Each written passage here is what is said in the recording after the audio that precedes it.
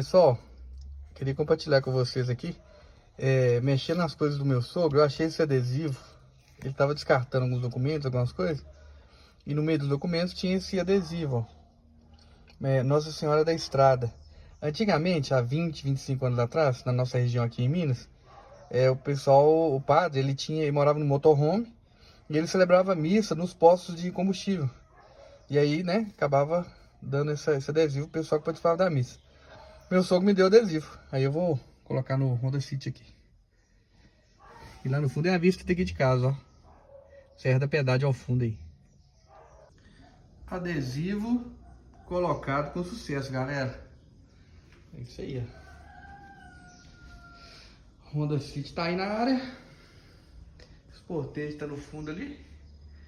E vamos que vamos. Bom domingão aí pra todos. Tem outro adesivo aqui, né, do canal, ó. Show.